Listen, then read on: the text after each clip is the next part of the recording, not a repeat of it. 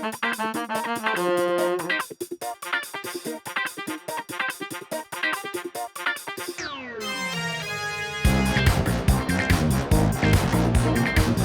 you, Donnie Sutherland, for your rendition of our theme, and welcome to episode 30 of the Champagne Comedy Podcast, where we talk about the best Australian comedy show from the 90s ever made, The Late Show, and other D-Generation comedy tidbits. Breathe, it's been a while.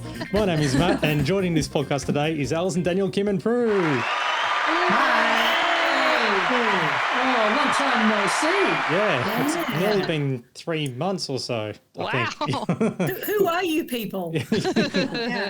Thank you so much for listening. If you're a new person, this is episode 30. There's plenty of stuff in the back end of this podcast, as well as I've got to say thank you so much for everyone downloading, especially the Jason Stevens episode. That is, if you ignore the fact that our first 3 episodes of the Champagne Comedy Podcast being so rough and so old, that Jason Stevens one is one of our most downloaded episodes. So thank you so much. Thanks, everyone. Yay. Yeah, it was really good to have him on the show, and hopefully not the last Late Show member we'll get on either. Yes. Hopefully, if anybody at Working Dog is listening. Or any of the others. Yeah. Yes. Please, come on. We want someone like Shifty Calhoun or someone like that. Anyway.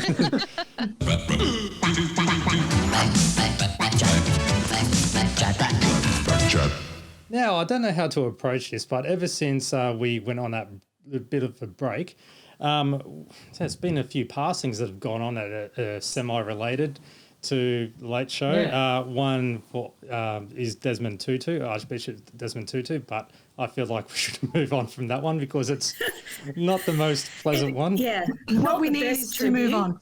Yeah.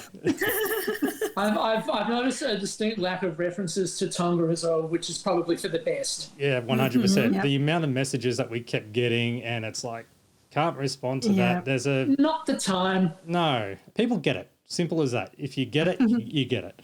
No point in highlighting. However, one that just recently happened at the time of this recording was Meatloaf, who had just passed away, and that's unfortunate. However, the connection with Meatloaf is in an episode of Charlie the Wonder Dog, which we haven't gotten to that review stage of that episode yet, but here's a snippet that when Charlie appeared on stage with Meatloaf. From our heart to your soul, thank you. But most of all tonight, ladies and gentlemen, we want to thank our new drummer. First time tonight, Charlie the Wonder Dog. There you go. Always giving a leg up to new talent. Also, one that's a bit more obscure was Des McKenna as well, who was known as Animal, who featured in Houseboat Horror. Oh, yes. Yeah. So that I just want to point that out thanks to listener Tim, as well as Brian Mannix. No, he's alive, but shark attack happened, whatever. What? There was a shark that attacked him. Yeah, and guess who saved him? Charlie the Wonder Dog. No. Wasn't it Warwick Capper? Yeah. Oh my gosh. This is the most amazing story. Why is it not in the mainstream media? It is. It was. That's It what wasn't. Even I saw that story.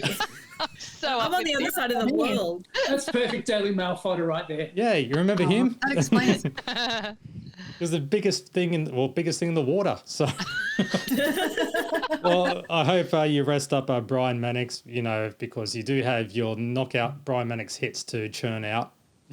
Houseboat Horror connection right there. Also, if you subscribed, you would have heard a little teaser thing go on when we're saying we're coming back. That was a mate of mine, Big Trev. You may know him from Big Brother Season 4, where he was the one who won the $1 million. Anyway, so disclaimer, I work with him, but he's also a good mate of mine, and he's our official celebrity stooge. But the reason why I include him with this, because I discovered this about him the other week after I've been working with him. I've known him for about 6 years now. And he actually auditioned for Thank God You're Here. And he didn't get it. So here's his story. I had an audition for Thank God You're Here. I had no idea what I was getting myself into. Stayed in a hotel, got told nothing about the audition, and then went into a hotel room, and there was sitting Santo and I can't remember who else there was, but there was Santo Calero. He was there, and then they ran me through. I was in a predicament where they brought me into a police station. They said I'd stolen a caravan, and then I had to come up with an excuse. I had no idea what I was getting myself into, and I failed the audition, as you can tell, because I was not in any one of those episodes, so I was better off, talking on radio or playing Xbox at home. I should have just stuck to doing that. Only if they gave me a job to, like an Arvo show, could probably excel then. What, they did? Oh, 1029 Hot Tomatoes. Stay tuned. Between 3 and 7 with Moira. Moira and Big Trev. That is, yeah. Okay, cool. I know what cut means. Shut up. Okay, because I was thinking for a second he might have been up for ensemble, but no. It kind of would have been interesting. I mean, I don't think he would have been the worst. Thank God You're Here player on that show, if he boxes any indication. That was pretty cool just to find out that there were people who had auditioned for the show but didn't really get far with it. So I wonder what other, I guess, big name people out there who actually auditioned and didn't get far. Little brush with fame. Yeah. Oh, he was also in Going Down Under Meat Pie, which started Cavalier. Yeah, he played the doctor who was one of the people who put back on a certain male appendage. Very prestigious role. Yeah. Now, Kim. So I was at my local Salvos the other day, as you do, because things have opened up now and we want to see what goodies we can find. So I found Bernard King's album called A Man of Style from 1977. I also got a turntable for my birthday, so I thought, let's go and see what I can find. So this is a very interesting album. It's actually quite good quality, and there's a particular track on there called Kitchen Man. His jelly rolls are nice and hot. They never fail to touch the spot. She can't do without her kitchen man. His frankfurters are all so sweet. How she loves his sausage meat. She can't live without her kitchen man. Yes. So Innuendos, yeah. What innuendos? No, No more about sausage food. meat lyrics, thanks. So There's some serious Rex Harrison singing going on there, isn't there?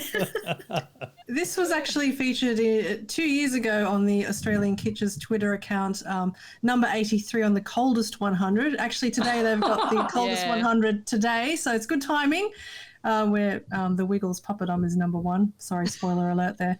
But anyway, when I looked it up, I found the reference to that from a couple of years ago, and originally it actually was sung by Bessie Smith, a famous blues singer from 1929.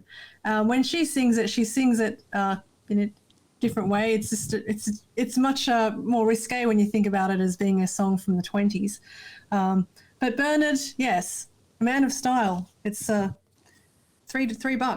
And what a stylish outfit he's wearing on the cover there. Yeah, he's wearing a white tuxedo. He's got a glass of champagne there, a cigarette. Bernard. Yeah. A jaunty angle on his That's right, trilby. jaunty. That's right. I give him a rating of 15. I've got the paper. Daniel G and his program guide. Oh boy, and there's a lot from Ross Warnicki's Critical Guide to the Weekend's TV. Starting on Channel 7, we've got the movie The Revenge of Al Capone. Says Warnicki, it's an okay 1989 mobster flick with Ray Sharkey impressive as Capone, still running the underworld from behind bars.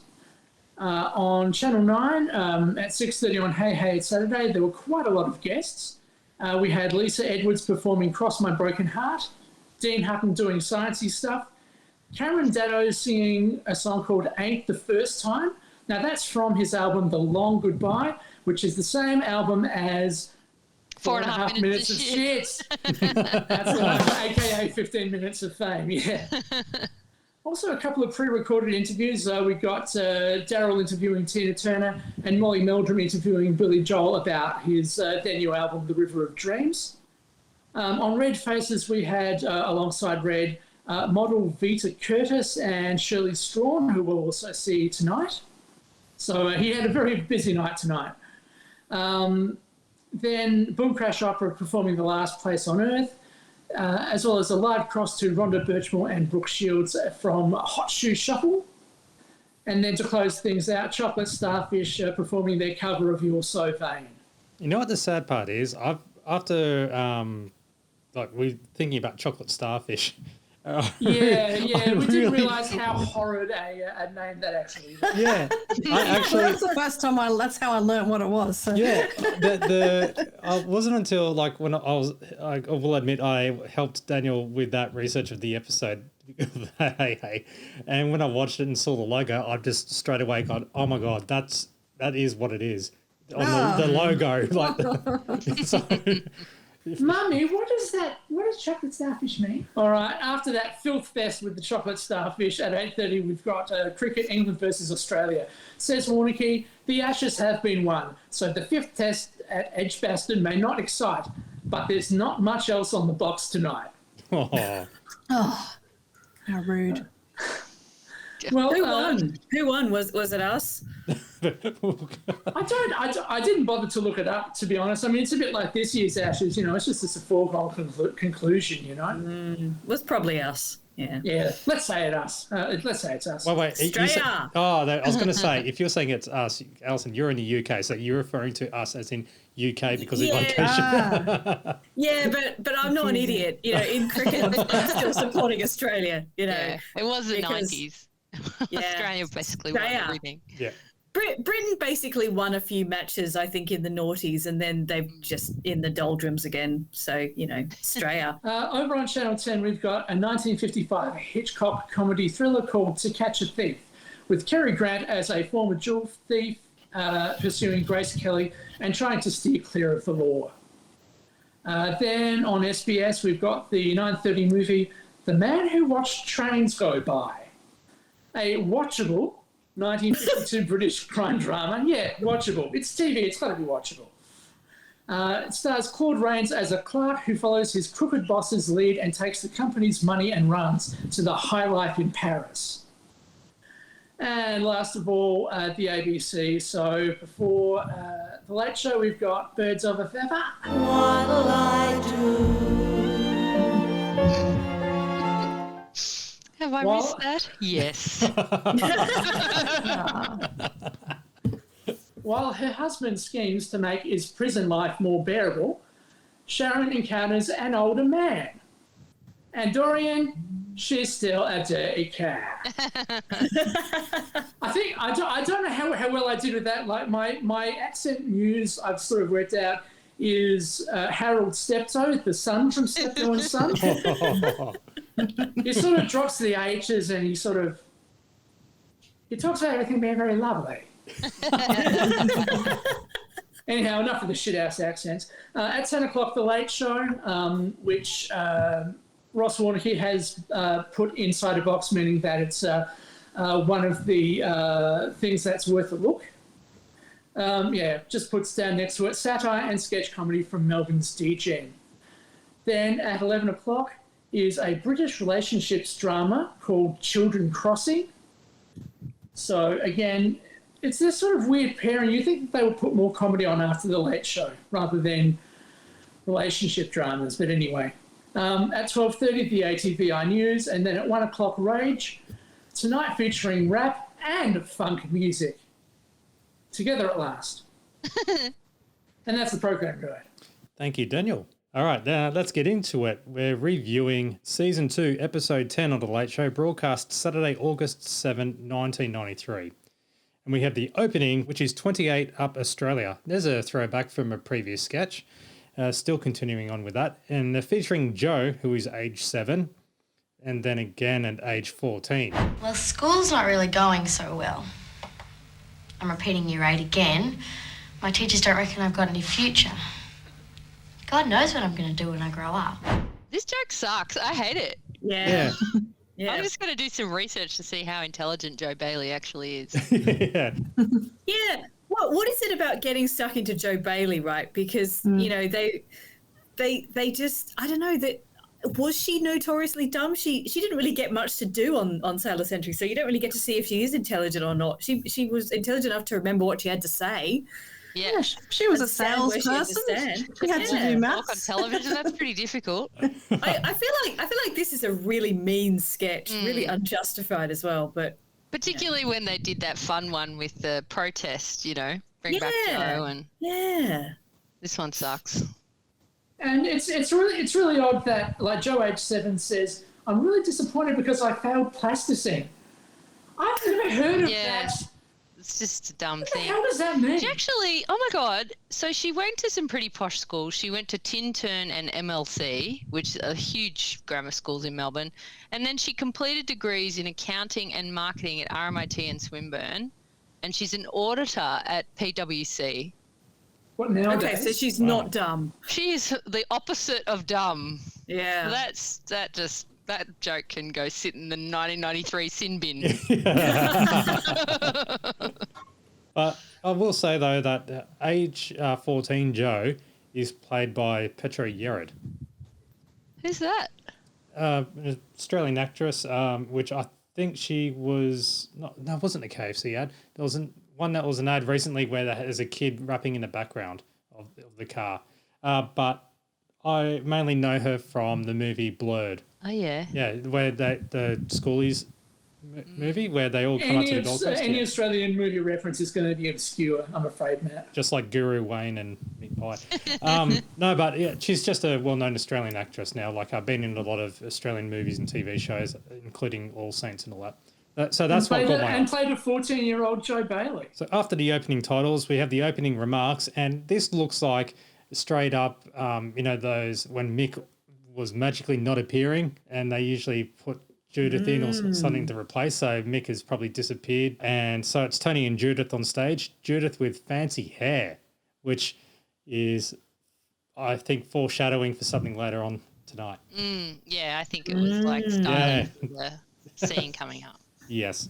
So Tony was meant to do something fancy with Mick instead and play the the pre-recorded clip of Tony playing the piano and Mick gyrating it, lip syncing. Yeah, this is their Fabulous Baker Boys parody with Mick kind of draping himself over the piano in a sexy way, which is quite funny. Doing Making Whoopee. God, I have not seen that film since probably 1993 either. So. And you just always think of Mick when you think of that scene. But it's a magnificent sort of flight of fancy with Mick really sexing it up and a weirded out Tony just absolutely losing, miming, playing the piano and sort of dropping a silent F-bomb as well. Yeah, he mouths a swear there, doesn't he?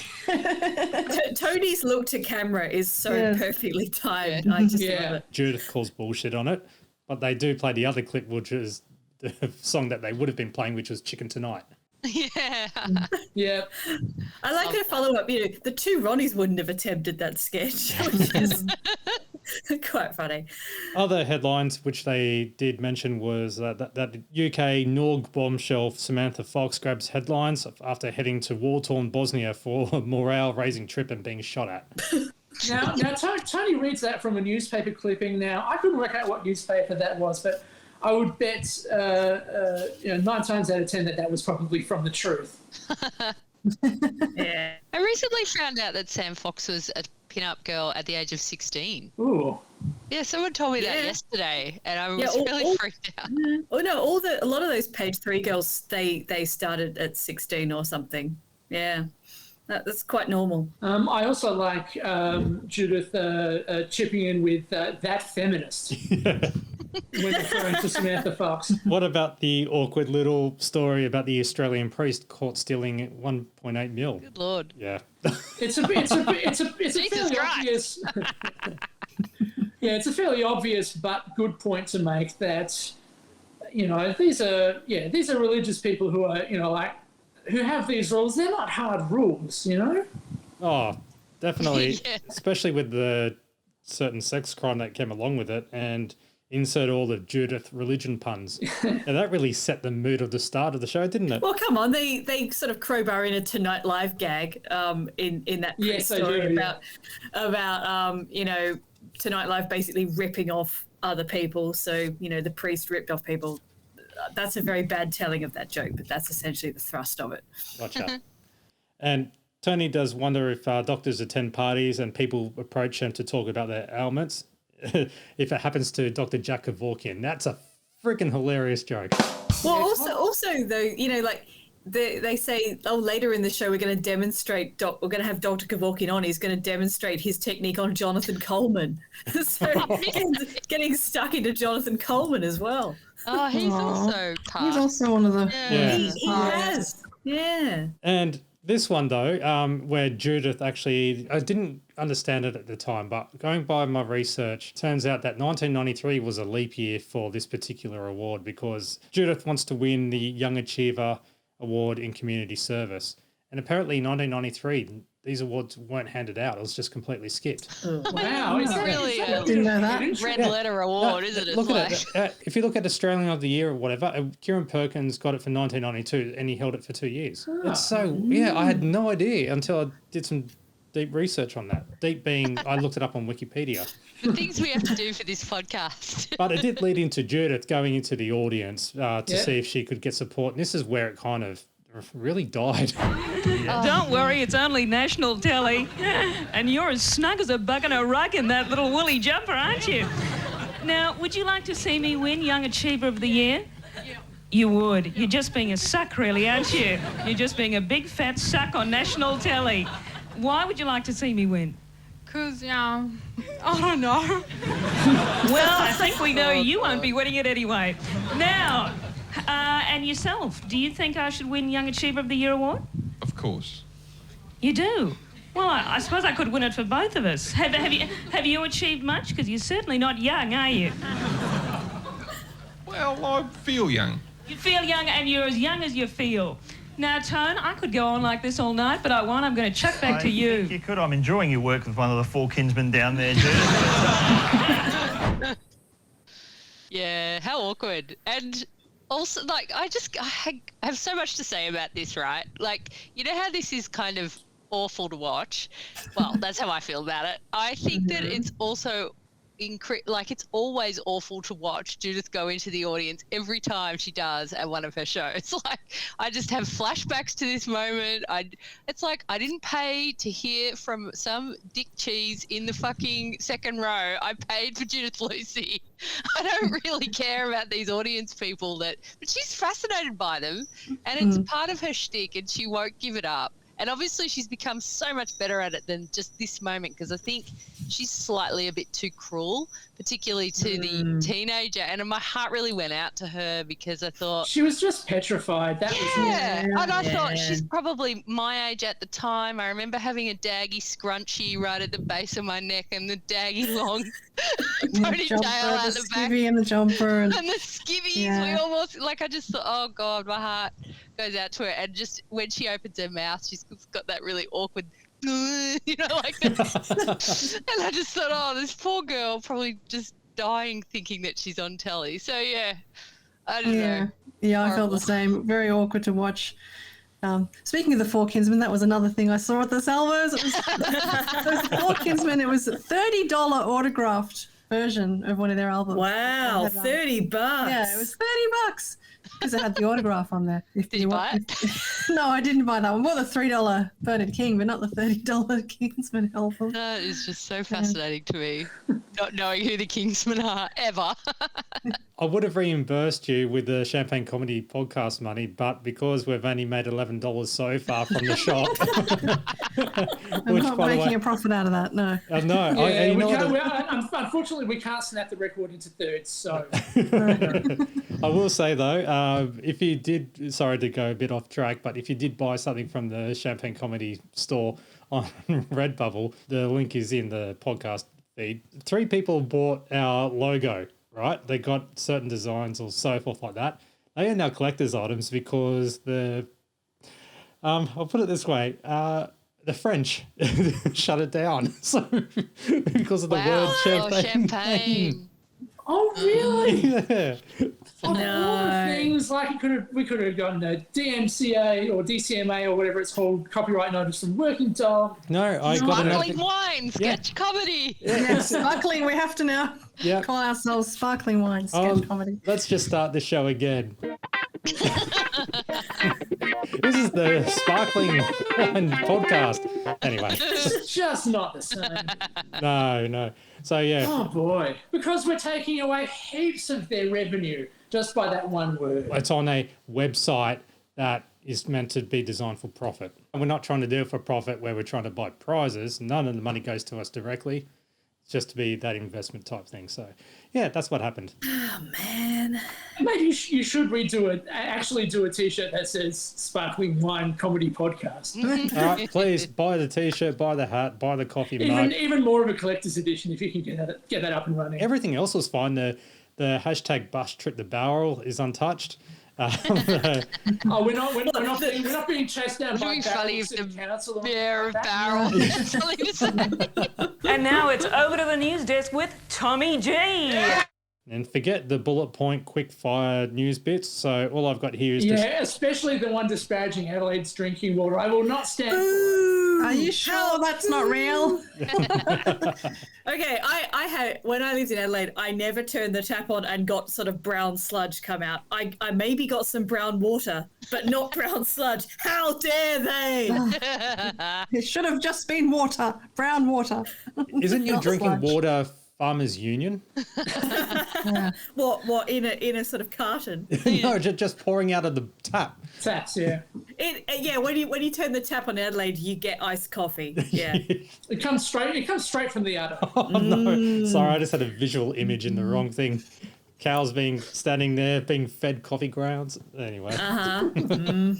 That's how we make them. Delicious. But can I just point out, this is followed up by an equally bad joke, which is a number 27 with black bean sauce joke. So, there's some really... You can guess the setup to that one. We're not going to give it to you. Yeah, there's some great material in this news desk. Oh, yeah. But I will point out there was the shelling of Lebanon. It's over. Refugees return home in Mcdouan. So they've got just something that happened at that time, really, with the motorbike racing, only to find destruction and overdue car fines. I thought that was quite a subtle cutaway gag, really. It wasn't really beating up on any particular nation or anything like that. It was just it's just funny. Wouldn't you be pissed off if you came back to your wreck of a car and it had a sticker on it? Bosnia peace talks at breakdown with Serbia's Radovan Karadzic is called to the phone. It's John Blackman from Telecom Mobile Net here. Who's that? Love it. Always funny. Always funny. Yes. I've been counting those John Blackman jokes. Ace. That's the sixth one. So it's not in every episode, but it nearly is. Yeah. Oh, that's so great. Yeah, I've got here on my script thing, I can't really see it, but it says Blackman 6. So it's the sixth time I've had to dub it over. Yeah, we're still trying to find the original source of that, aren't we? The original ad.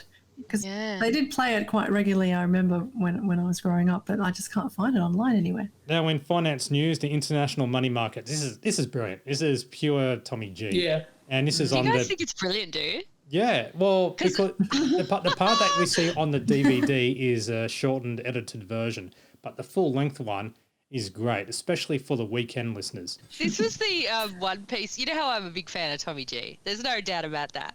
But this was the one piece where my friend and I just thought, he is the biggest dork in the world.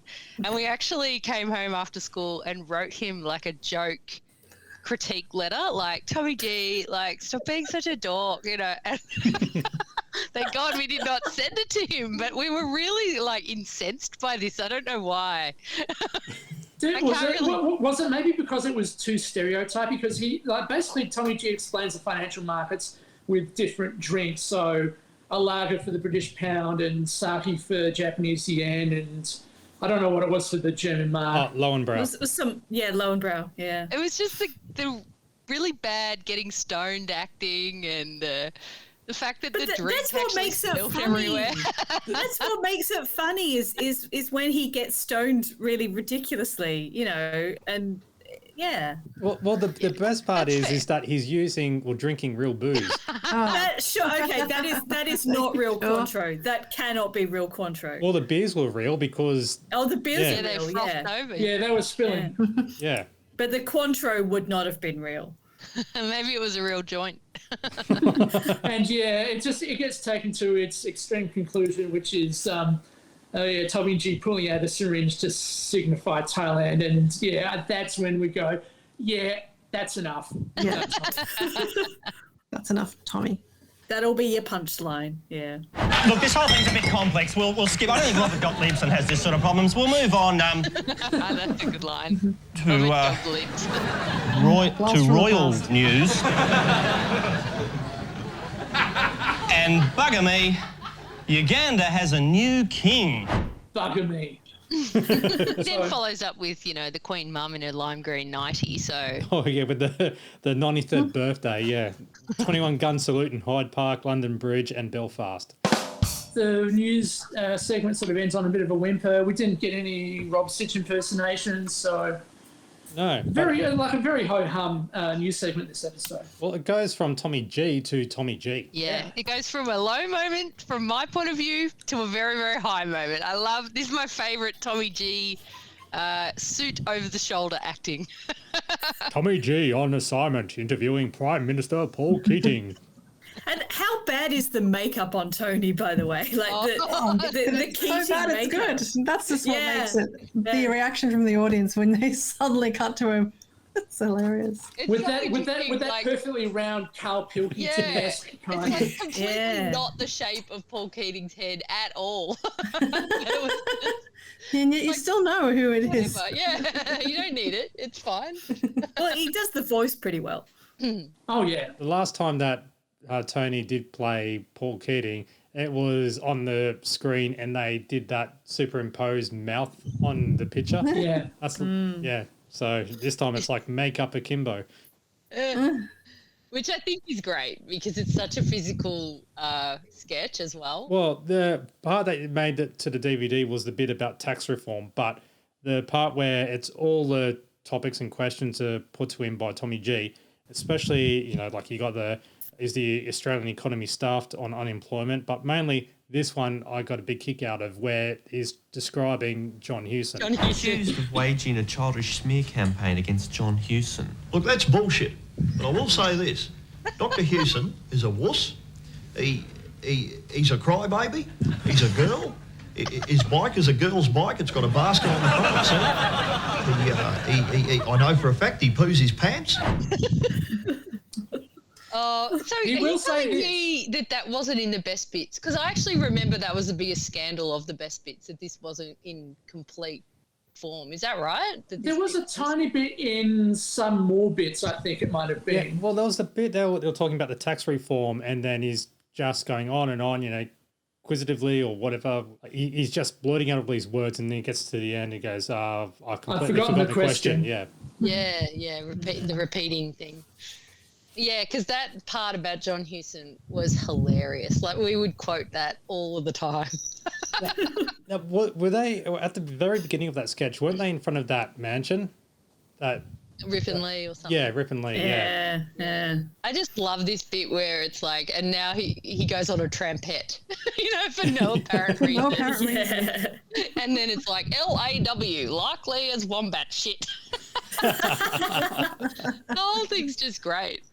But yeah, especially trying to build Tommy G up as, well, yeah, basically a George Negus analog with the, always with the jacket over the shoulder, like it's been sewn there in place. Yeah. And then it's sort of, it all ends with this very flowery language about changing the face of news, reshaping it, remodeling it, stripping it back, knocking down a few walls and putting in a patio. It's an excellent piss take of, well, yeah, the I don't know if the phrase is apt, but like the big swinging you-know-whats in TV news. Yeah, it came up recently on Twitter when some I don't know, idiot. Wait, bias. Did you see that? Like he never picks on Labor, and it's like thank God someone just posted this. Like I think he does pick on Labor. Now we're up to the part which, if you subscribe, you would have heard the teaser for this. I am the music man, I come from down your way and I can play. What can you play? I can play the Groucho Marx. Oh! Groucho, Groucho, Groucho Marx, Groucho Marx, Groucho Marx, Groucho, Groucho, Groucho Marx, Groucho, Groucho Marx. So that was the Music Men, and known. It's such a blast from the past. Yeah. Hey, it's Saturday's finest. Yeah. Well, that was the second time that they had appeared on Red Faces as well. It's so weird how much of a hit they were. It's like, why were people in love with them? But they released an album. They used to tour around, didn't they? They were really big. They really struck while the iron was hot. Because as we'll see with this next sketch. Yeah, exactly.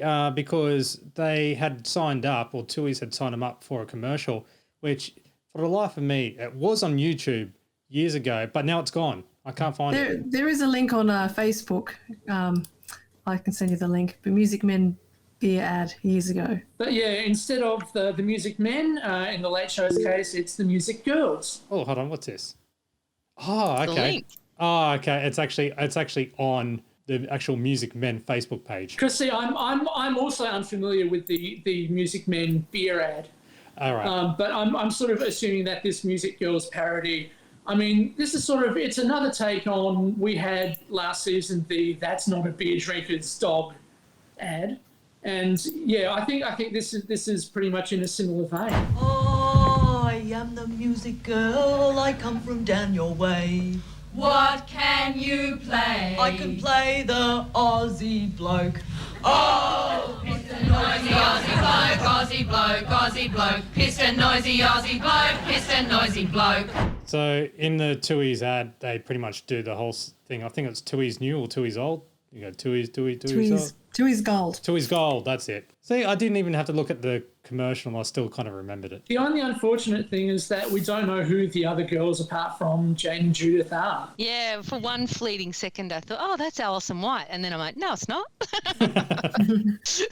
Certainly, She's kind of dressed like Alison White. Very, very sort of mid-90s kind of suit she's got on. Everyone had similar attire, so you can be forgiven mistaking her for her. I remember this sketch was mentioned. Was it that Juice article or another article where they followed them on, while they were filming, and this was one of the ones they were following them. No one remembers? No, I vaguely remember something like that, and it was more or less a behind the scenes on how they did sketches and, filmed on a certain budget and tight turnaround. And I just remember from that article, which of course I cannot recall the source of, I don't know what it was. Sorry about that. I remember thinking, wow, there's so much effort gone into this 3-second part of the show.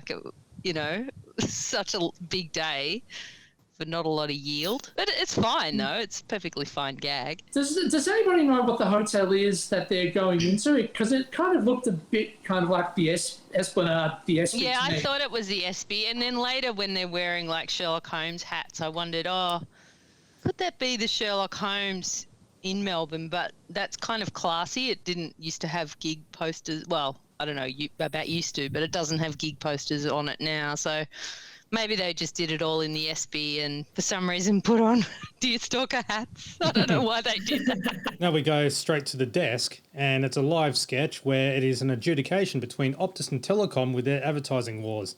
And you have Tony as Telecom. I couldn't be bothered doing the names because the names kind of changed, altered a little bit as they went. So yeah, Tony as Telecom, Mick as Optus, and Rob as Quinton Dempster. What do you have to say to critics who believe the whole advertising war between Telecom and Optus has got completely out of hand? Well, they started it. Did not. Did not. Did not.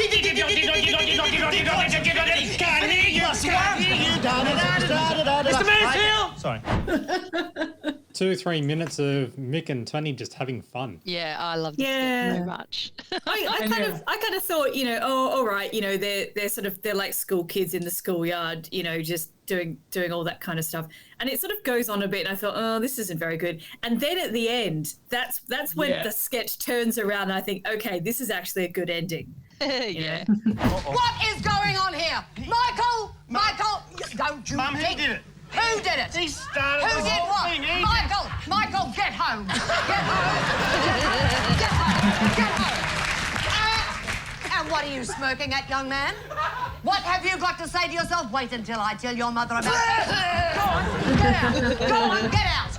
I just think this is the greatest sketch for when you're 17 and you're in love with Rob and Tony and they're in a sketch together and they're looking adorable. I'm sorry, but it just has to be said.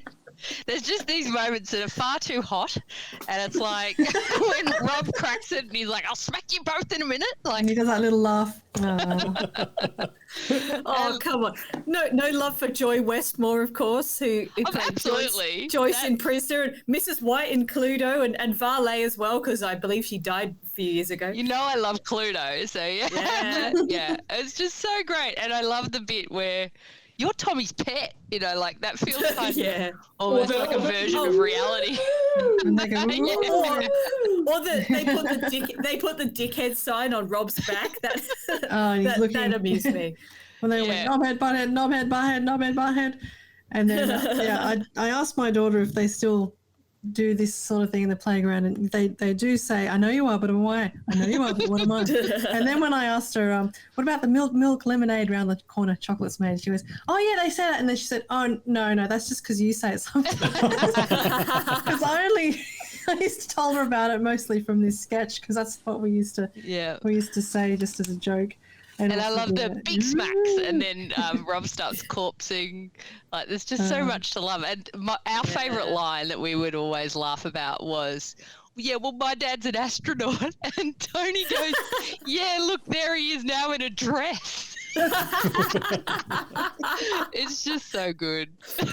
But maybe it's one for when you're a teenager. I don't think it's as wildly amazing now when I'm an old lady, but like I loved it at the time. Yes.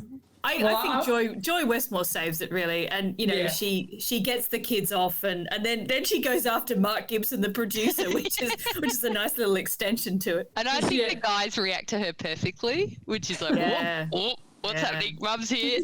But yeah, Mick and Tony are perfect for these sorts of childlike roles, and like the sketch as a whole is perfect for doing in front of a live audience. Yeah.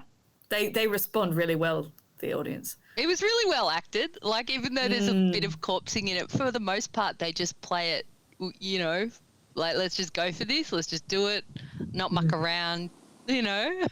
Now it's time for Shit Scared. Oh, sorry, Shaken, not Shit Scared.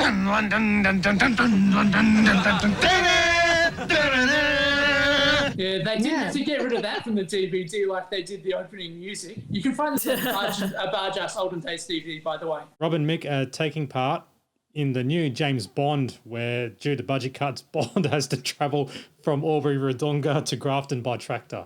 Do you know what? When this sketch started, I thought, because I've seen all the Bond films except the most recent one, which I'll see quite soon, and I thought, well, you know, all of these Bond films, you know, always going to exotic locations, you know, Asia and all parts of Europe and America and everything. Have they ever been to Australia? I don't think Bond has ever been to Australia, which seems like a really weird omission, doesn't it? Yeah, but obviously when they do, they'll be straight to Albury Wodonga. So wow. Why would you go anywhere else? Glen Rowan, of course. So not Sydney Harbour in a helicopter. No, Albury Wodonga on a tractor. Yeah, I do sometimes wonder if Mission Impossible 2 stole the Bond Australia thunder a little bit because there's always the bus trip to Barrel if the tractor breaks down the Grafton. I love the bit where that part you just played where they're doing the theme song quite well.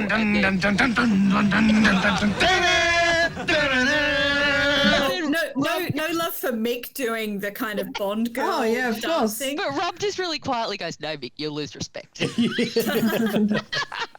I have to say that this is a really high budget Shit Scared. Yes. But it got minimal laughs. What do you think? To me, I don't think that the audience reacted well enough to it. It seemed to peter out certainly right towards the end. But I think they were trying to sort of be understated against the backdrop of a large explosion.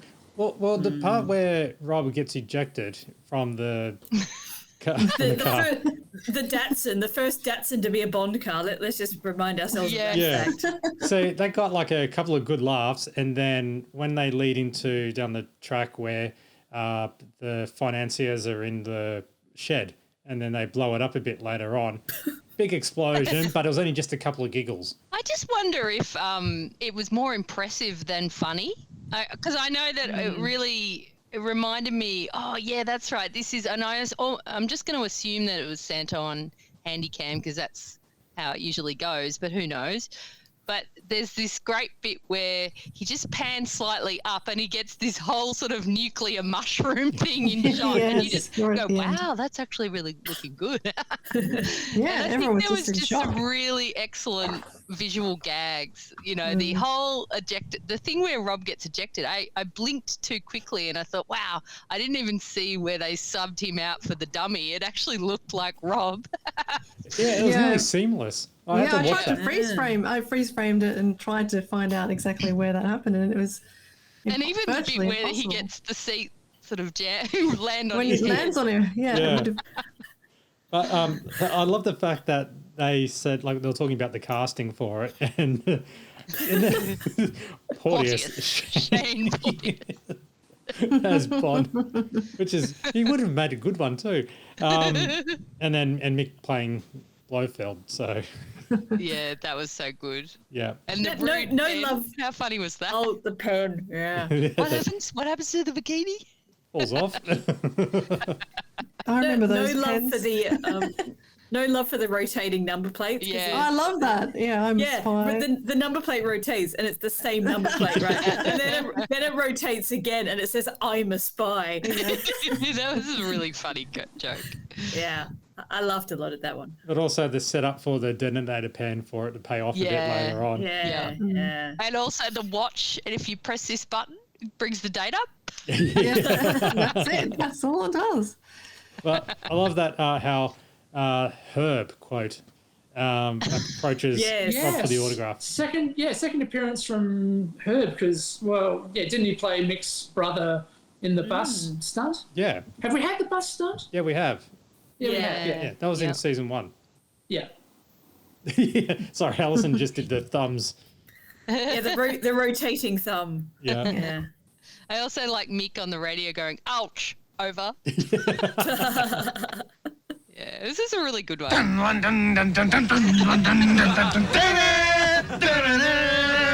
Now we're back in the studio for a live sketch. Tommy G and Jane show how to hold a great party. And this was pretty good, especially for a live bit. When you got guests who you least want to invite, and who shall turn up first? Oh, you're kidding. Jane! How are you, mate? Hi. Yeah, Shirl running over from Hey Hey. I love the way he goes for the dirty old man sort of vibe. Yeah, running all the way from Channel 9 over to... Channel 2, yeah. Yeah, I'm kind of surprised that Shirl would get the piss taken out of him like this, and also, like he sort of bookends the each end of this sketch as well, and he's painted as a giant dag essentially.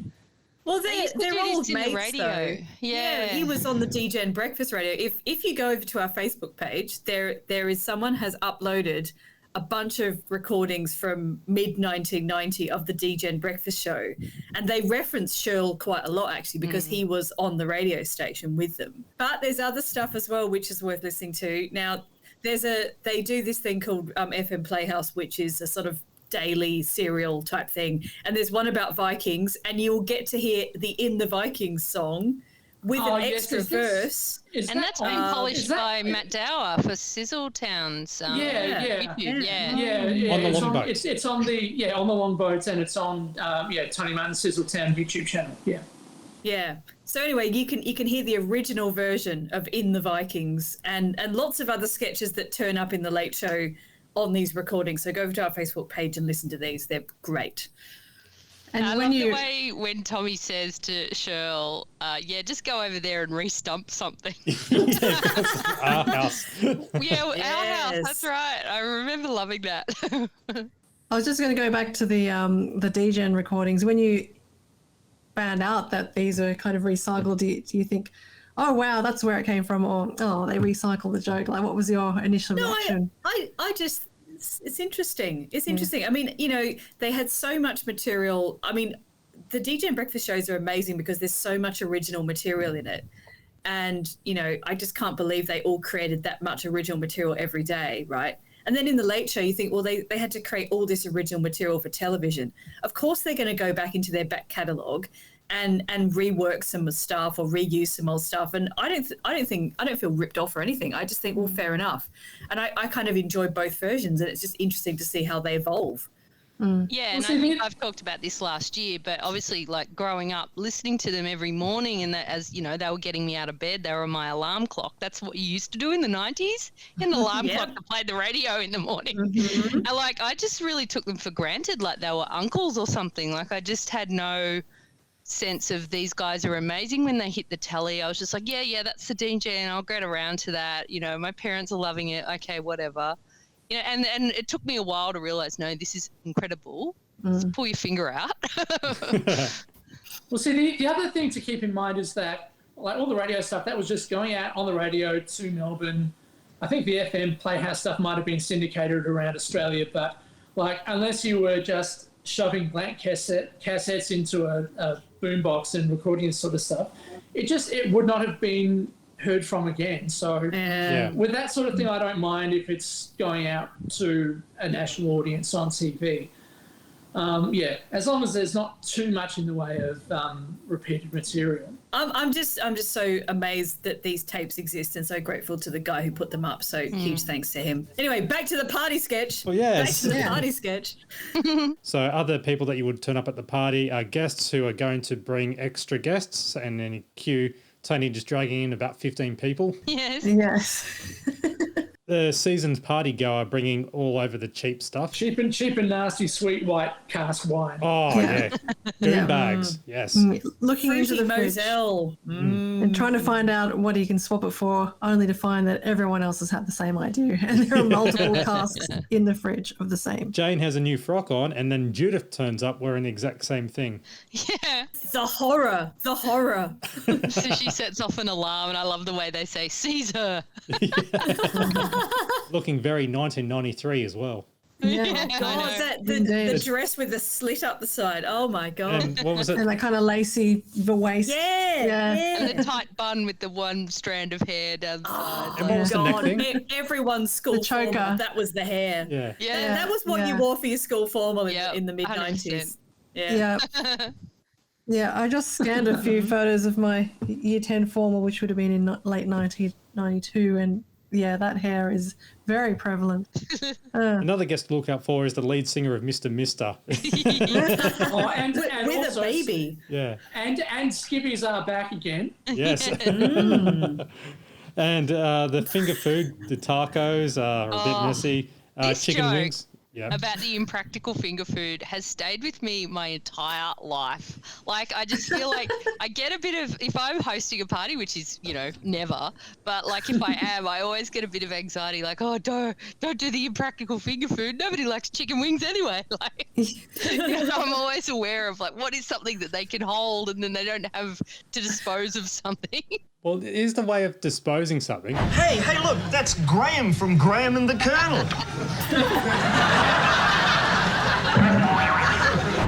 That is so true, though. That is so true, because if you ever go to a party and there's like finger food with toothpicks in it, or like on little sort of patty pans or chicken bones or whatever, they always end up in some glass or on some plate. You get this horrible mucky pile of all this crap that people have discarded.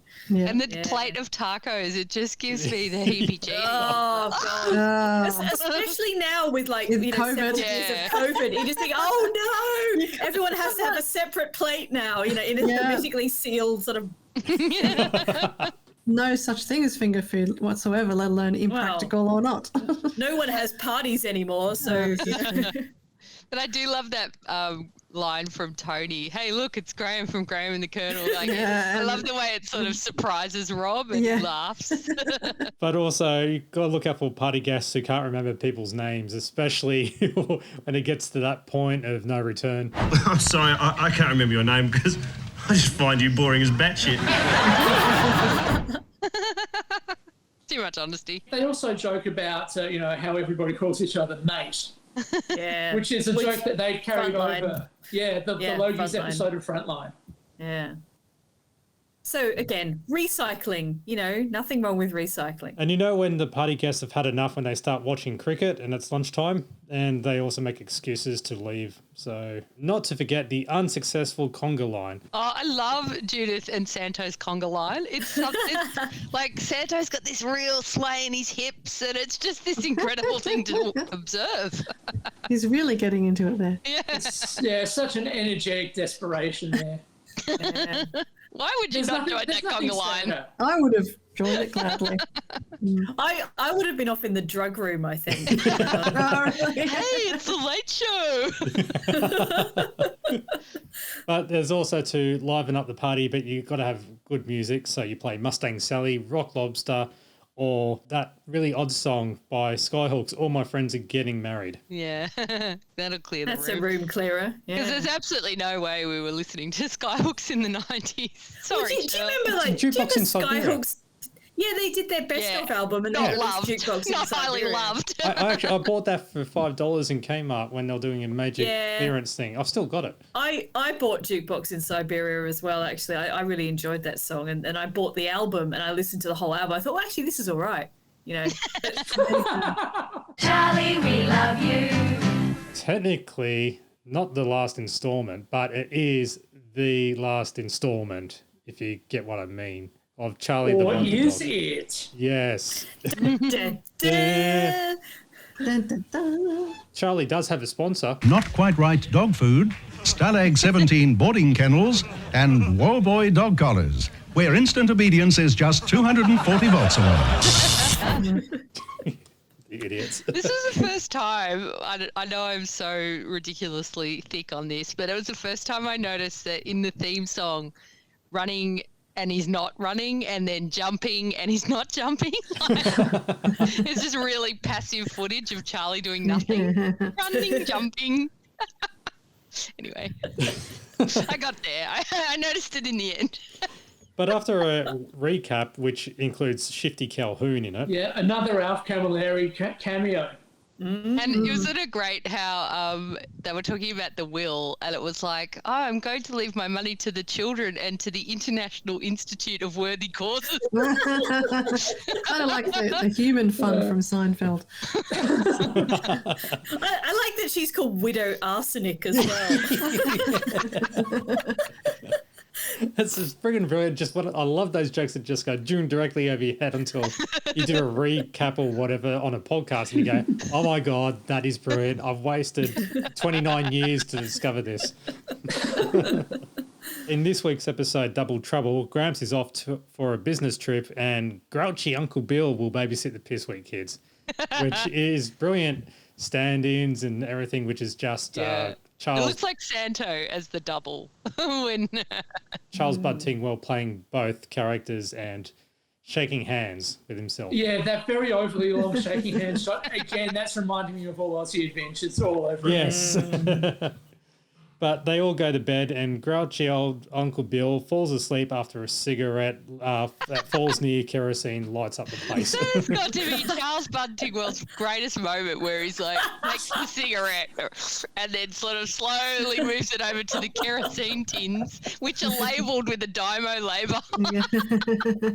Well, see, decades of acting led up to that moment. Again, I'm going to bring pedantry into it, possibly twice. Pedantry. First of the year. Well, first of all, the kerosene is labelled kerosene highly inflammable. Now, shouldn't that was intentional.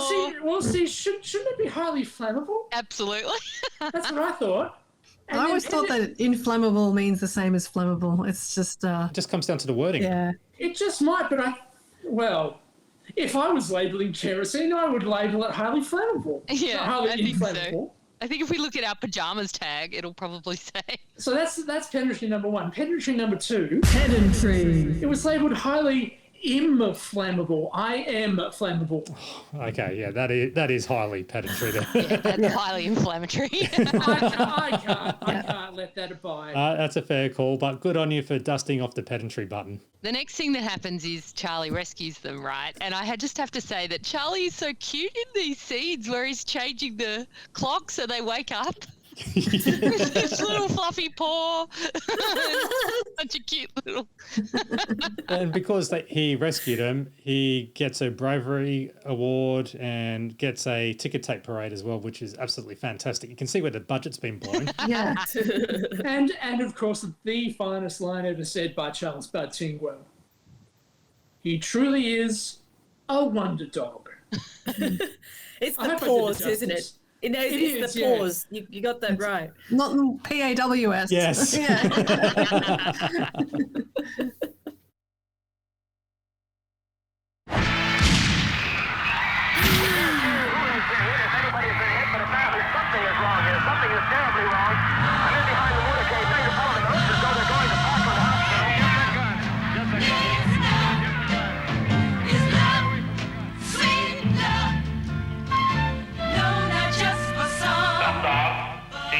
They are and say why.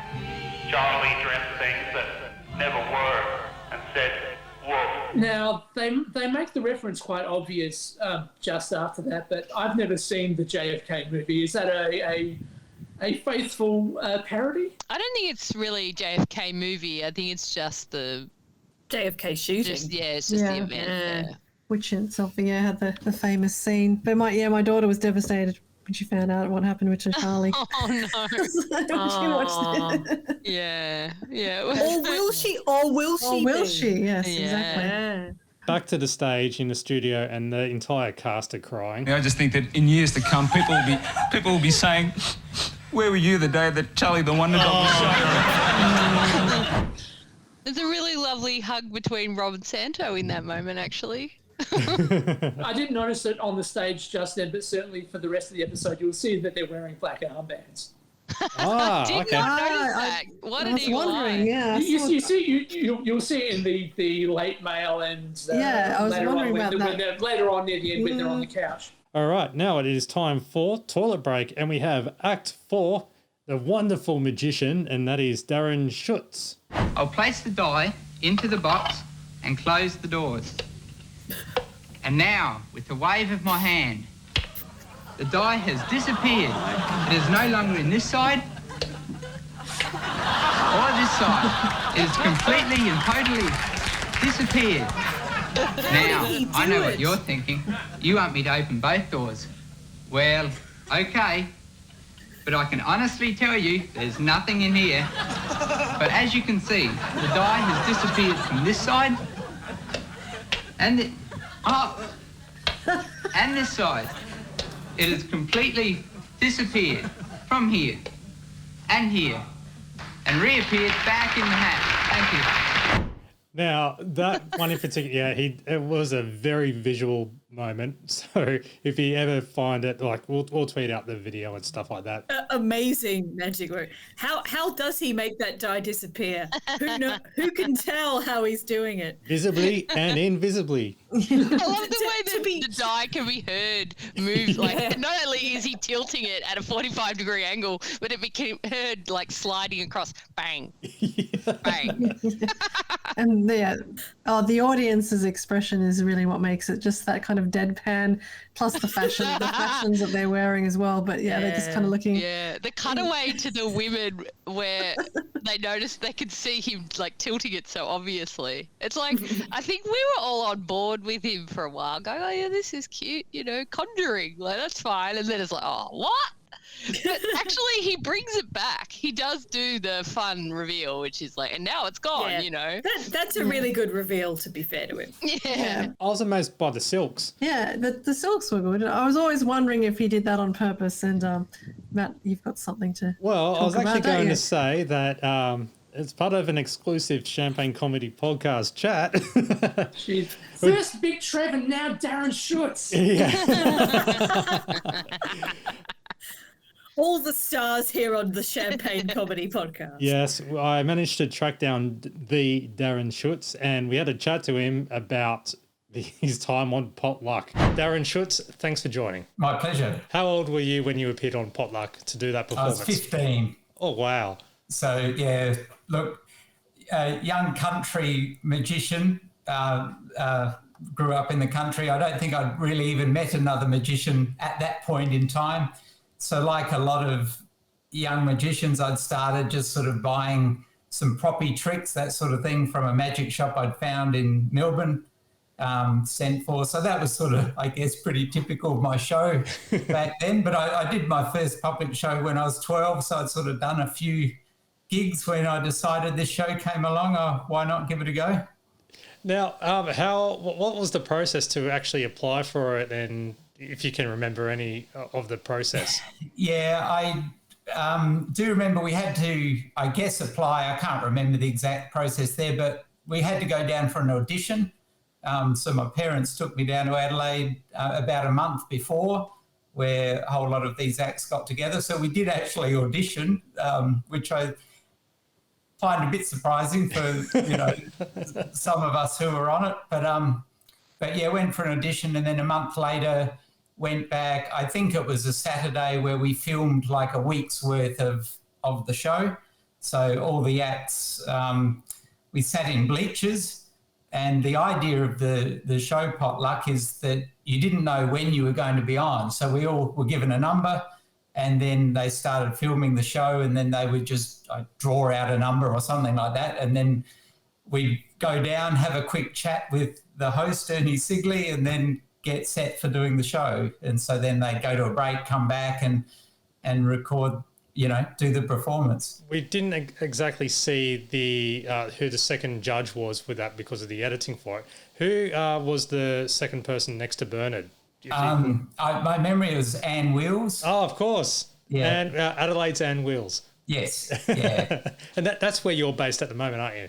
That's right. Well, I'm Barossa Valley, but South Australia. Oh, yeah. Yes, in that same state. So that's right. How nervous were you when you performed? I probably wasn't. I certainly being nervous, being with the TV cameras and that on me. But as I said, I'd been doing shows a couple of years. I tend to not struggle too much with nerves, even now doing my shows, because I do put a fair bit of time and practice and prep in. So I know what I'm want to do, and I guess that eased nerves, but certainly a 15-year-old kid, there was plenty of nerves going on.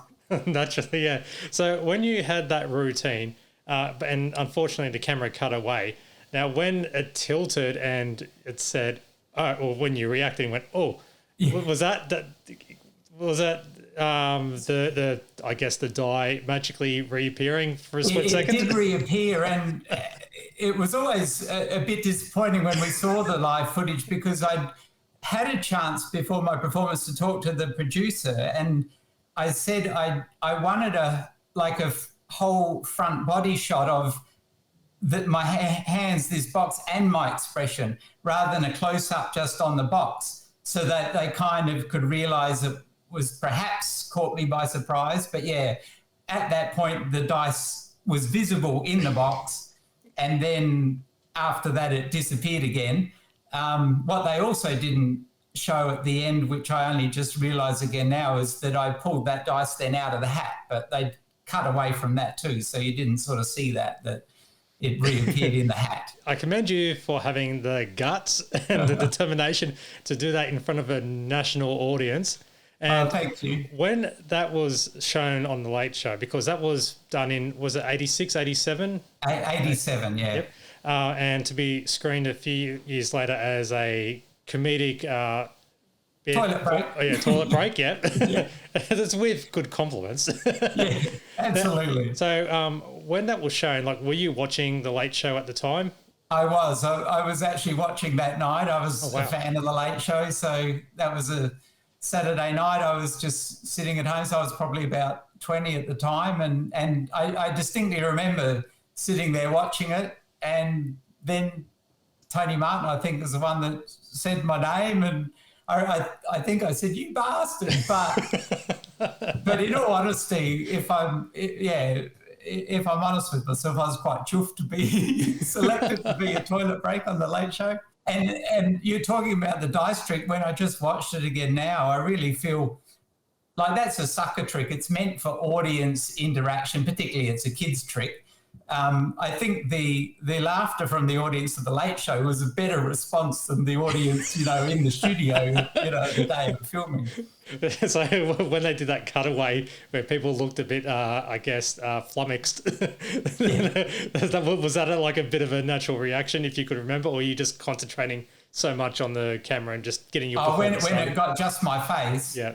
Yeah, as I said, I wanted it to be my face sort of as if it caught me by surprise that the dice was still there. Gotcha. But I wanted them to show that the dice was in there, but that's what they didn't do. They cut just to my face, yeah. As you said, you were watching the Late Show and you appeared and you're like, oh, that's great. Did anyone reach out to you, friends or family, and they go, oh, yeah, I saw you on the Late Show. Did you know? Certainly a number of friends all mentioned it, that they... that they had watched it too and saw me there. Absolutely. So you had an extra 15 minutes of fame, so to speak. Exactly, that's right. And did you take advice from Bernard at all, or did you just whatever? Because you're only 15, you still got room to improve, I guess, or... Look, I went into the whole thing knowing that Bernard could be quite crucial, quite critical and harsh. Yeah.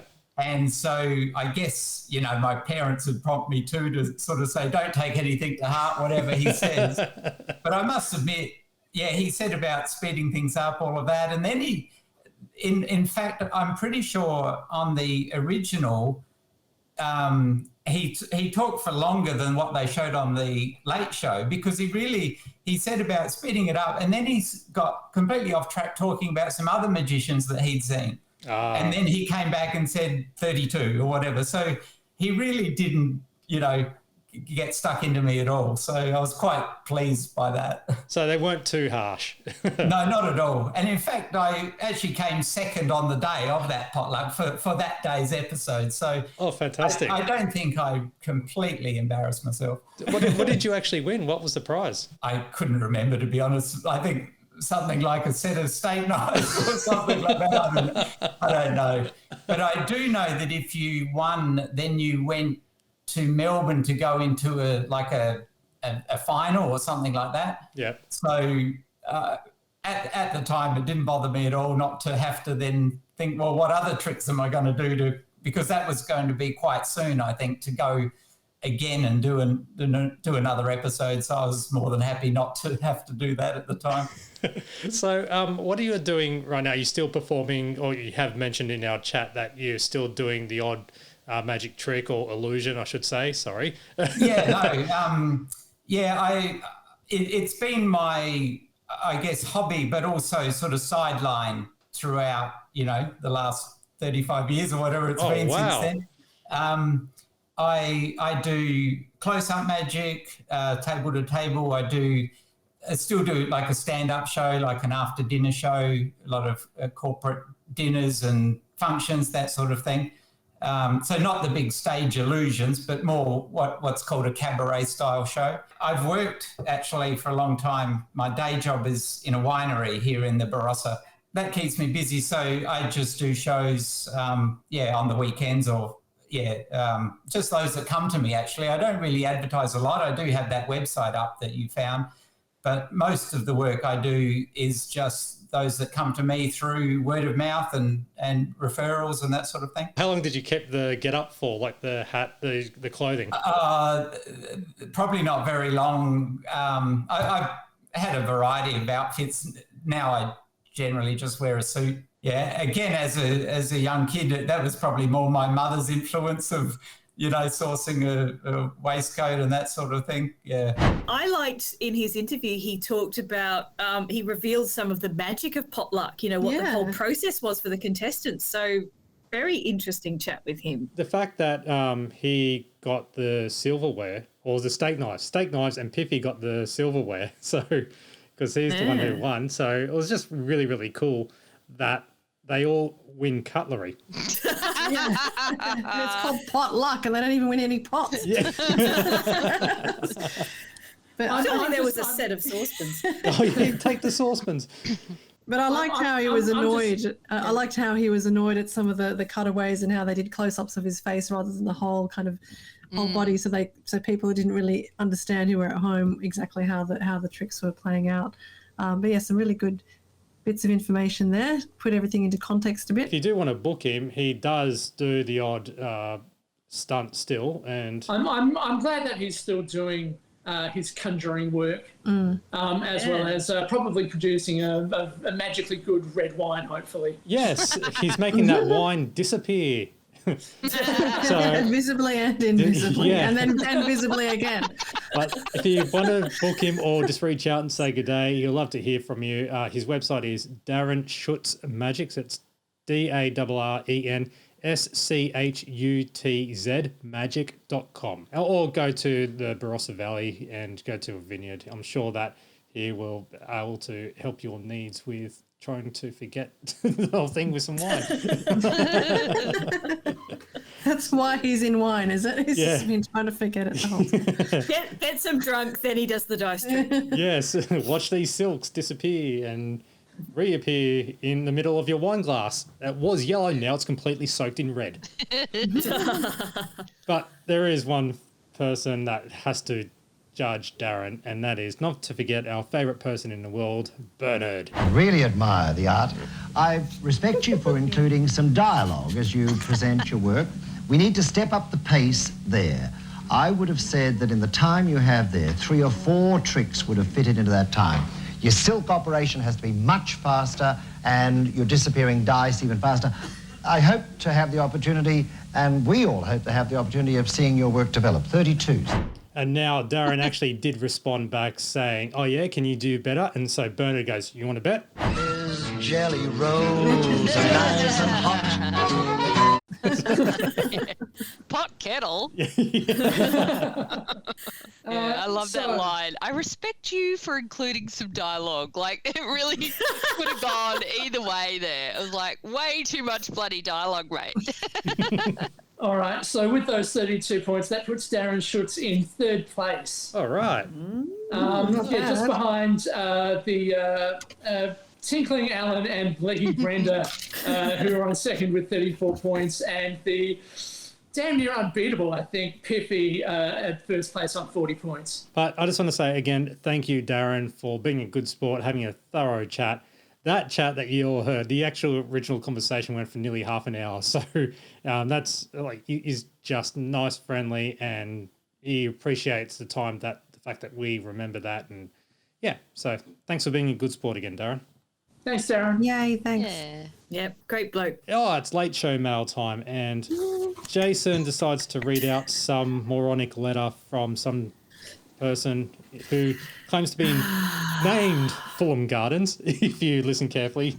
So, from Fulham Gardens in South Australia, who says? I don't know. I guess, I was going to read it out, but I thought someone else might be able to read it. Someone, I don't know. Alison, do you want to give it a crack? I don't actually have the text with me, although I should just point out to this is a letter that I sent in. This is my letter. I lived in Fulham Gardens in South Australia, and I sent a fairly ridiculous letter to The Late Show, which included in it a lookalike that I had spotted on the TV. There was an ad for Difflam cough drops, I think it was, and it had a bloke in it who looked quite a lot like Tony Martin. It was sort of was like a kind of claymation figure. It looked the absolute spit of Tony Martin, and the way that they sort glasses. Yes, skinny glasses, basically. Yeah, dark hair and glasses. Yep.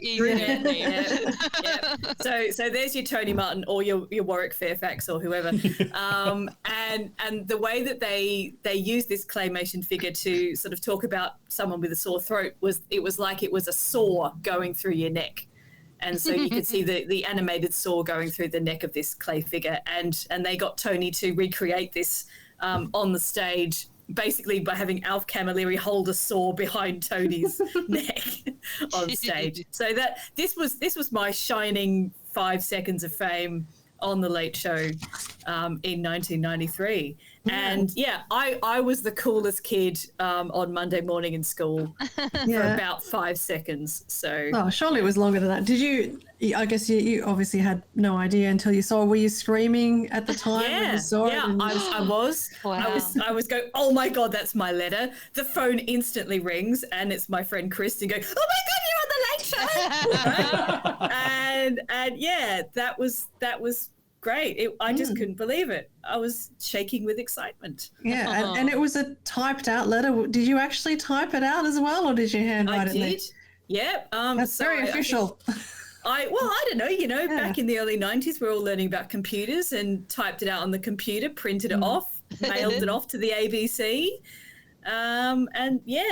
He didn't read out my name, which is maybe a good thing, but certainly read out the suburb I lived in. Yeah, and your address was on there. Is that your actual... well, this is, if you pause the video, you can actually see my postal address, but of course, most people just saw it live, so they wouldn't have been able to see it. I mean, these days they'd blank it out, wouldn't they, the address? Jason did call you Fulham Gardens. He did. Well, why not? That's where I lived.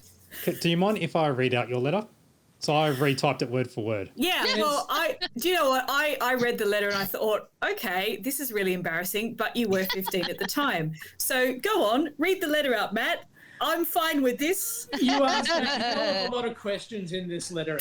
Yeah, lots of PPSs and PPPSs. Can I just remind you, I was 15 when I wrote this. And okay. With that in mind, read the letter, Matt. So this is for our podcast listener. Thank you. Dear Mick, Tony, Judith, Jane, Santo, Rob, Tom, or Jason, or whoever reads this letter. Oh, cute. I live in the excitement capital of the universe. Yes, you guessed it, Adelaide. All in upper cases. Still a true fact. Still a true fact. The fact that Adelaide is not excited is not excitement. It is the because you live in London now. It's the excitement capital of South Australia. Undisputably. Living in Adelaide can get pretty boring. So to fill in the time, when I am not sleeping, I go in search of a Late Show cap. The problem is that my local ABC shop never has one. Perhaps you can help me. Well. Did they send you it? No, they did not send me this Late Show cap. I had to buy this because eventually the Adelaide ABC shop got some in and I bought it. I won't say your last name. So Alison, and in brackets, no relation. So yes. What's that no relation mean? Or does that give your surname away? It would. Obviously will. Let's just say that my surname is the same surname as that of a popular comedy character of the early 90s. Ah, okay. That's the one. Yeah, gotcha. All right. So now here's the long part of the letter. God. Okay. P.S. Where can I get one of those Late Show T-shirts Tony was wearing? P.P.S. Speaking of Tony, he looks like the clay figure in the Difflam cough drop ad. So that's the part that they used, and which they highlighted. P.P.P.S. Does Judith ever wear her hair down, or is it permanently stuck in her head? See, that brings that answers. I wonder if that's why she straightened her hair. Yeah, this whole episode is basically as a result of this letter. Yeah, exactly. This is the Alison beat. Well, you're our special guest on this show, so I'm the celebrity You're guest. the celebrity, yeah. Yeah. P.P.P.P.S. How many more of these are there? One more. How about Dr. Harry Cooper instead of Spin Doctors for your musical finale? Close with Alice Cooper. Again, I kind of... He was on it, wasn't he, Dr. Yeah, you hinted, yeah. My gosh. Yeah. And one more. P.P.P.P.P.S. Oh, no, I intentionally said it slow because there was a lot of P's and I was counting every single one. The font is very small. Good to be accurate. Yeah. A friend told me Jane and Tommy G are engaged. Is this true? Oh my God! Right, I am still seeking. You see, as a Tommy G and Jane truther, right? All in upper cases. The end. Yeah. It was the end. This is me trying to be funny as a 15-year-old in 1993. It was a pretty good letter, really, because it could have been so much worse, like the one that we never sent about Tommy G. Giving your Bernard King style criticism there. Yeah. He didn't read out my name though, which is like, was it really her? Well, it was. It honestly was me. Well, there you are. Anyway, and you've confronted him, and it's all done. He should have asked an apology. Called you Fawn Gardens.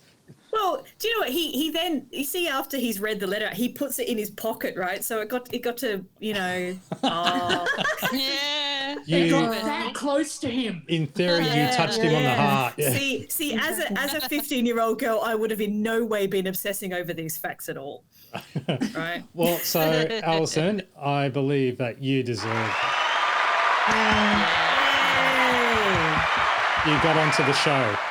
In theory. Yeah, because for many, many years, I always thought all those letters were fake. I just thought they didn't Now we push know that anything. it's just some of them that are fake. Yeah. I think probably about 75% of them were fake, and probably there were one or two that got through, and this is one of them. Alison's definitely not fake. Well, this one, Judith. Real. Judith shows a letter, or reads out, or makes a comment about there was a lookalike of Charlie with David Cassidy.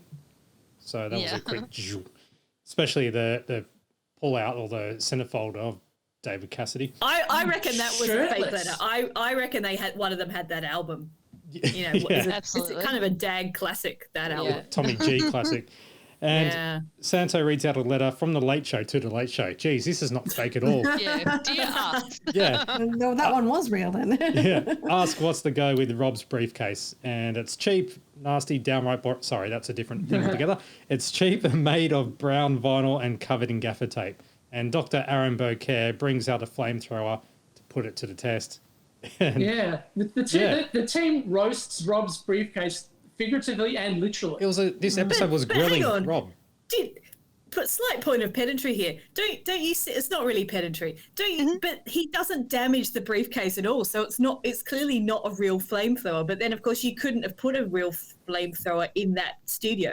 Because what was it? It was clearly some sort of magic torch, because I know I was going, I cannot believe whatever that thing is, some sort of Ghostbusters device, that it's so close to people from the audience. Yeah. Like, did they sign a waiver?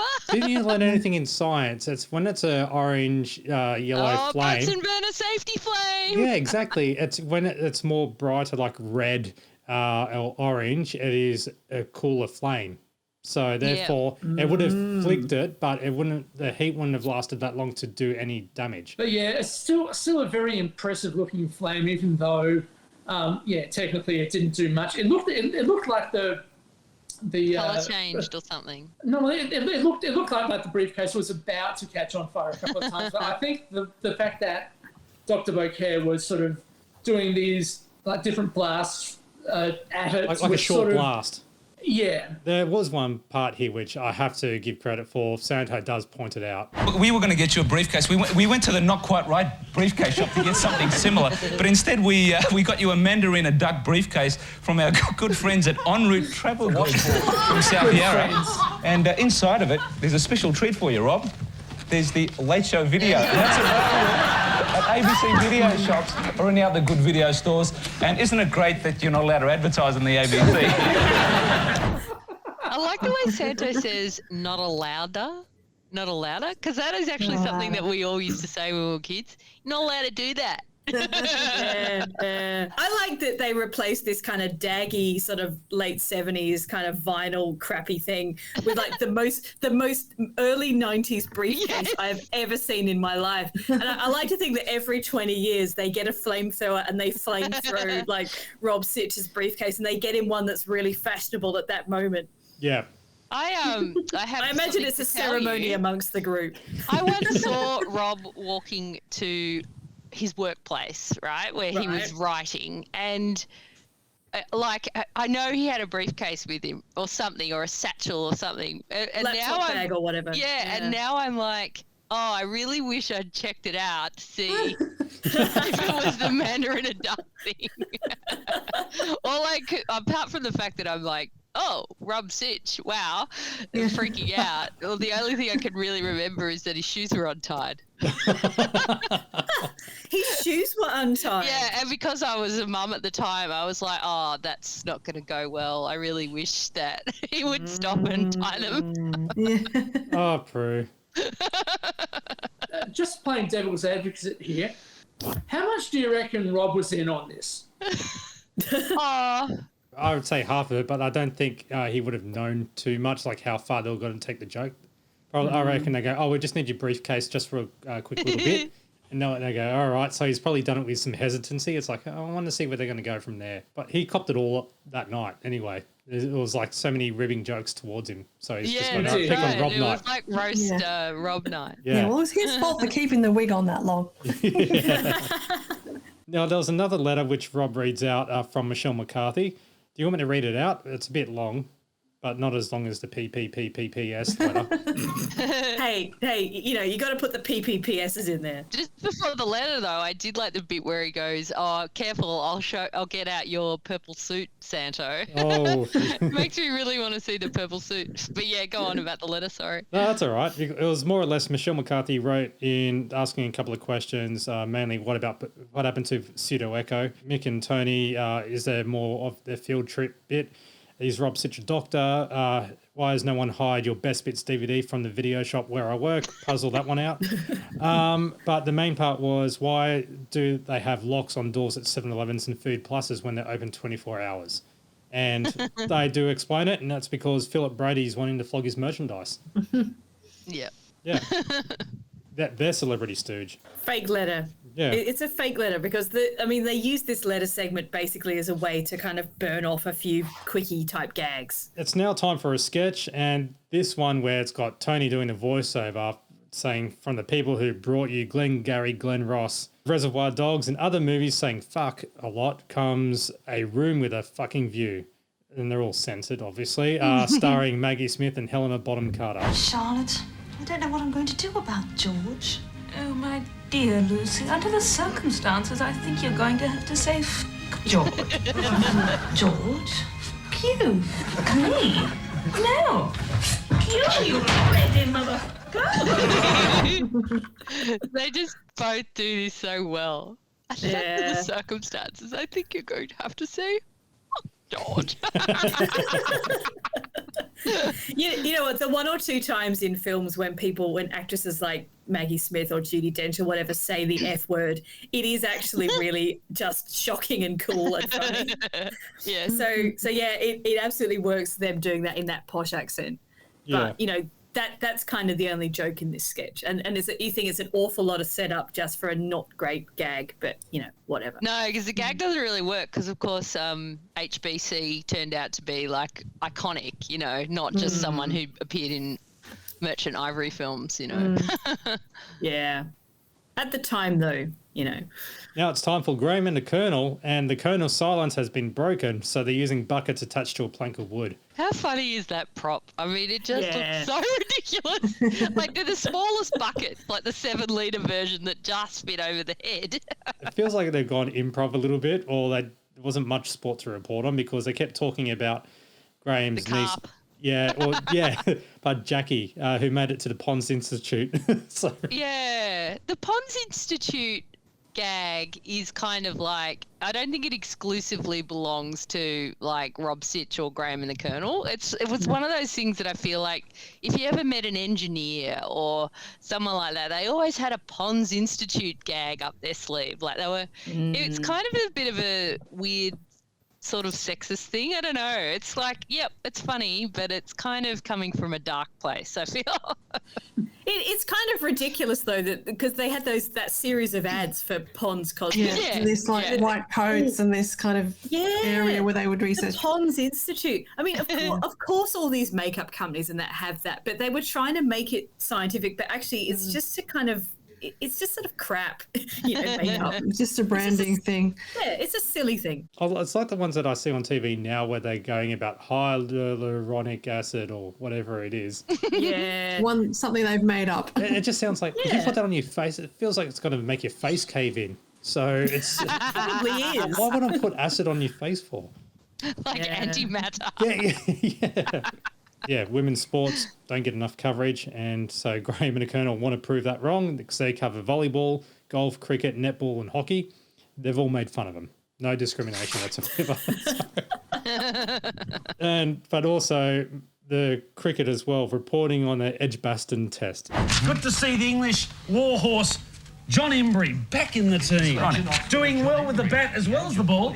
55 not out. 55 not out. He doesn't look a day over 50. 55. Not out. His age. See, what we've done there is we've taken a comic premise and taken it nowhere. Graham's niece is on holiday with a 14-day package tour. You can get kidnapped by the Kurds. Topical reference. Yes, very topical. Yeah. And also, but this is where you were mentioning earlier, Prue, they do like going fishing. They're keen anglers of carp. The carp. All of these carp jokes are so good, in my view. They just don't cease to be funny. Yes. Then once you've caught the carp, it's time to eat it. How tasty is the carp? I feel like carp tonight. And how's the visual of Santo doing the fin on the top of his head when he's going, I feel like carp tonight? But with the closing, they're all back on stage again and the team are on the break. Geez, we really timed our holiday at the wrong time. So, because they decide to plug the Olden Days special and the DGen Best of special, which eventually come out on VHS down the track. Yeah. And take the piss out of a very hirsute and the shit he's wearing, I'm sorry. Yes, and also the way Tony goes, he looks like Kenny Everett. He does a bit, though. He does. And Jane actually says, Tom, those pants are a disgrace. With a full beard and everything. They kind of are, though. They're so tight. They're like what do you call them? Tackle mashers. Yeah. And then he says he still has them somewhere. Yeah, one for the ladies there, one for the bedroom. Oh, ladies out there. If you want to see what we're talking about, it's Tommy G's sketch in the Best of the Original Degeneration DVD, where he's selling home birthing kits. Let me impregnate you. Oh my God! I was wondering, why is he holding a bucket and standing in front of like that's a womb, a glitter curtain? The plastic womb labeled. He turns the bucket around and it's got womb written on it, except it's WOM. But they also play a little clip, mainly a blooper from ABC News that Tommy did find, where the weather slideshow mucks up as Ian Henderson tries to present it, which goes on for about 2 minutes. Yeah, this is as a result of industrial action and presumably the sort of, secretary or management person who was running the weather desk, the sort of, I don't know, the control room that night had a bit of a problem. Yeah. I do love the fact, and everyone did, especially Jane, because she's cacking herself laughing when they reveal who was to blame for it, and it cuts to the monkey in the control room. It was such a funny monkey, wasn't it? It kept sort of snapping its head like... But they do wrap it up with the musical finale, as always, and this time it is Baby Animals. Oh, wait, no, sorry. It is Baby John Burgess with one word. One word, one letter, one line, and I feel a whole lot better. Yeah, he's almost in tune there. Yeah. He starts, he goes, are you ready for this? And then he loosens his tie. I did try to reach out to Baby John, but I got daddoed. So, oh man. No, he didn't even get one word. Sorry. This very off-key delivery actually encouraged me to listen to the original version just to kind of get this one out of my head. Clear the cache on the baby. Clear the cache. Yes. That's right. Good. Thank you, Prue, for that. I just absolutely love the sort of game show host outfit that he's got on, the yellow shirt, the green jacket, the colourful tie. I mean, how early 90s is that combo? Looking amazing there, Baby John. Baby John was my favourite game show host. He was just so great. I can imagine that if you were like a really heavy drug user or something, and this was your one time of the day where you would just try and relax the mind, that his voice would be calming. But I used to actually watch him because he was quite a good gag merchant, actually. Do you remember that on the Wheel of Fortune? He had a really good patter. You know what? Yeah. I will tell you one thing. So I've met him once, and that was at the Industry Award night. But there was something that happened afterwards, and which I heard from a friend who was nearby not long after I had left getting a photo. And that was that some women who were a little bit younger than me, so in their early 20s. So this is, I think, 2009, 2011, around there.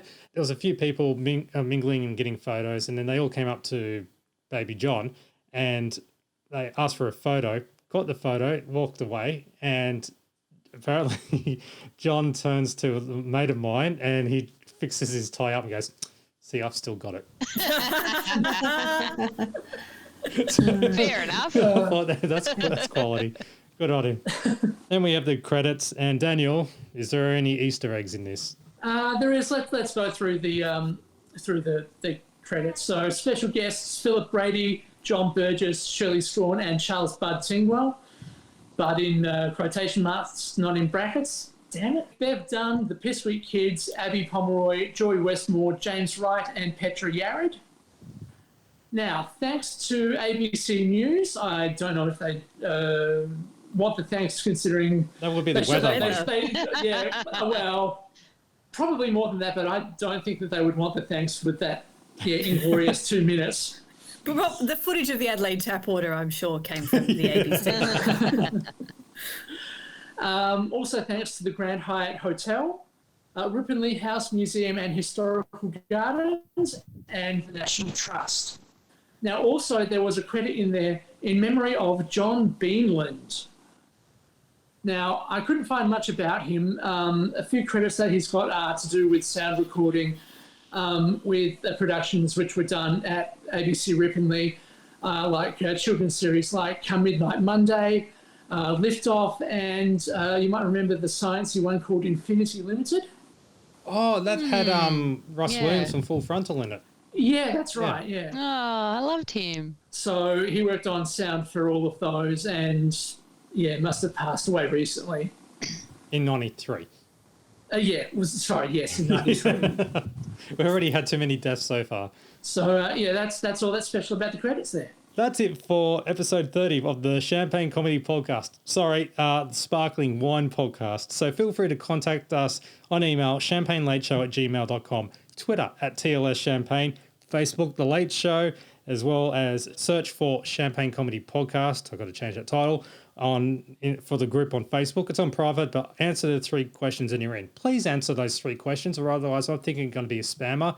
There's been an influx of people who are just asking to be requested, not answering any question. If you just answer one at least, I'll go, okay, you've put the effort in and you deserve it. Sorry, I'm big noting ourselves here. we're not that good. Oh, no, come on. You get D-Generation breakfast show recordings. Yeah. My apologies. This is why to join. This is why to join. You're more than welcome. Honestly, it's just to keep out the spammers. That's it. So, yeah. And Redbubble, bit.ly/champagne comedy. I'll change that as well. So I just want to say again, thank you, Alison, Daniel, Kim, and Prue for returning for this new podcast episode. Thanks, Matt. You're welcome. Great to be here. Yay. Cool. And I'm Matt. Thanks for listening, and catch you next episode. Stay subscribed, please, and give us a 4-star rating on iTunes. That'll be awesome.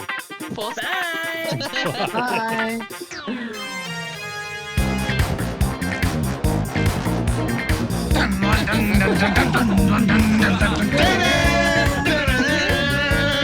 Thank you for listening to the Champagne Comedy Podcast, created by fans for the fans. For more information on this podcast, please visit champagnecomedy.com. Produced by Matt Fulton Productions, mattfulton.com.au.